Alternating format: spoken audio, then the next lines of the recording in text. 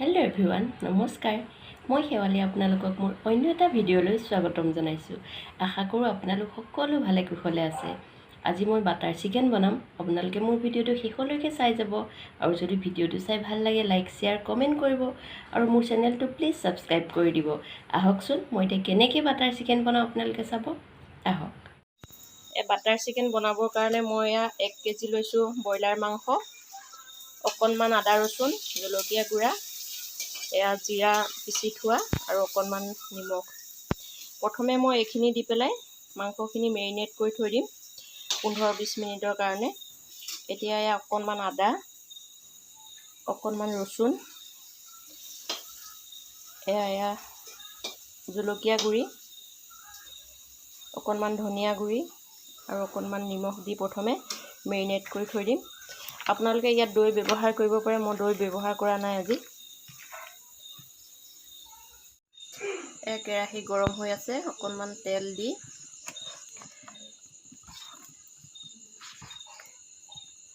পিঁয়াজখিনি আৰু বিলাহীখিনি ভাজি ল'ম।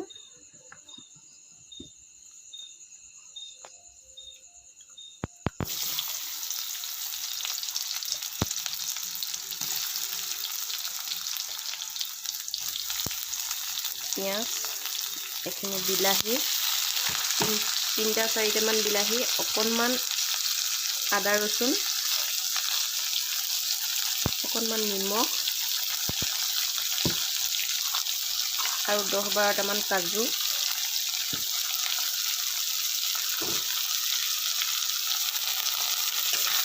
এইখিনি প্ৰথমে ভালকৈ ফ্ৰাই কৰি ল'ম।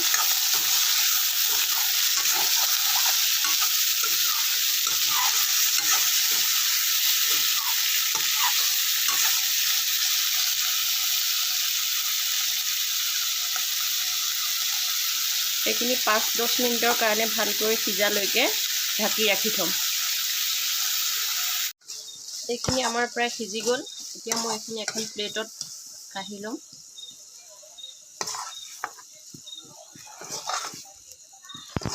এইখিনি ঠাণ্ডা হোৱালৈকে মই কেৰাহীটোত তেল দি মাংসখিনি মেৰিনেট কৰি থোৱা এতিয়া 10-15 মিনিট হৈ গ'ল। এইখিনি মই এতিয়া ফ্ৰাই কৰি ল'ম।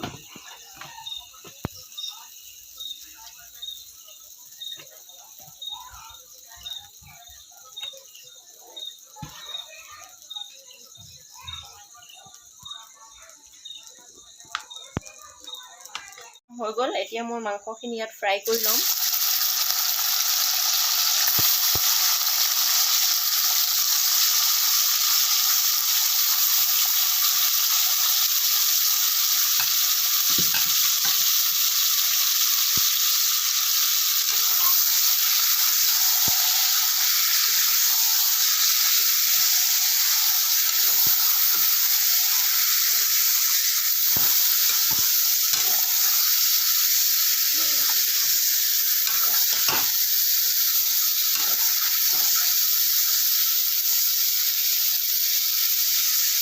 মাংসখিনি সিজালৈকে মই ভাজি লোৱা কাজু, পিঁয়াজ আৰু বিলাহীখিনি মিক্সিত দি ল'ম। এইখিনি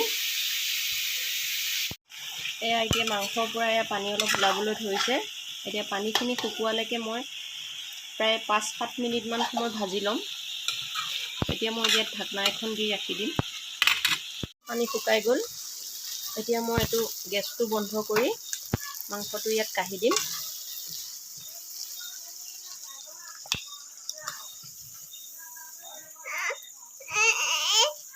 এইটো কাম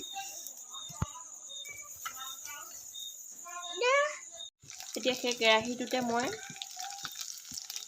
বিলাহী, পিঁয়াজ, কাজু মিক্সিত দি দিয়াখিনি ইয়াত দি দিম।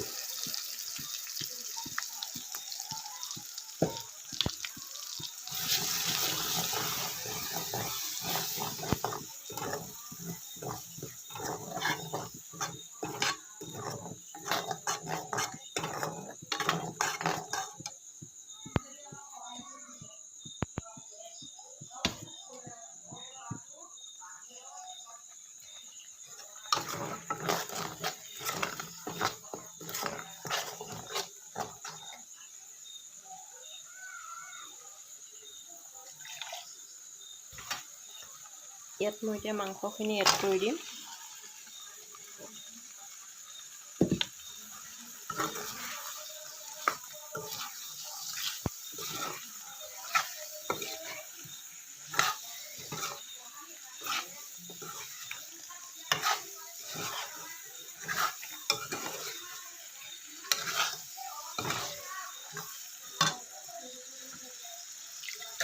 এতিয়া মিক্সিটোত লাগি থকা মছলাখিনি মই ইয়াত পানী অকণমান দি উখালি ইয়াত দি দিছোঁ।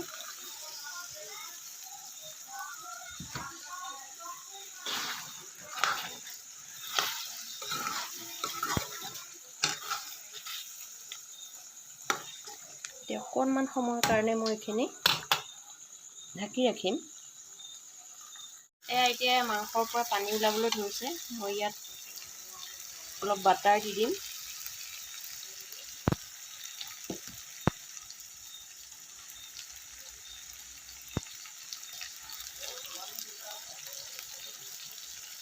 আপোনালোকে বাটাৰৰ পৰিমাণ কম বেছি কৰিব পাৰে। আৰু অকণমান গৰম মছলা দিম।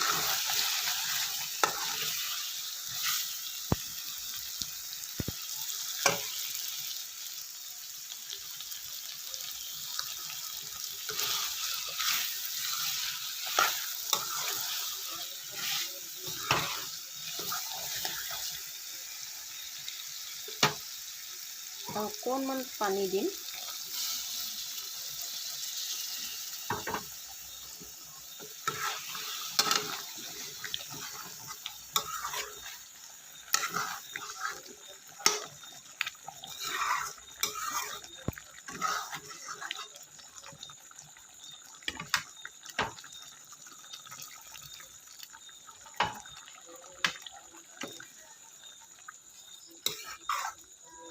পানী অলপ দি এতিয়া ঢাকনা মাৰি দিম 10 মিনিটৰ কাৰণে।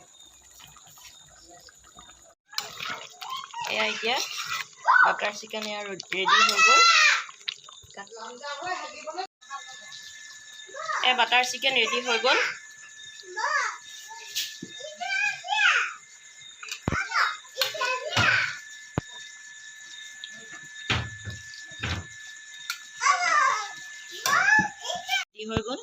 আপোনালোকে ৰুটি, পৰঠা বা ভাতৰ লগতো খাব পাৰে। আপোনালোকে এবাৰ ট্ৰাই কৰি চাব কেনেকুৱা হয়।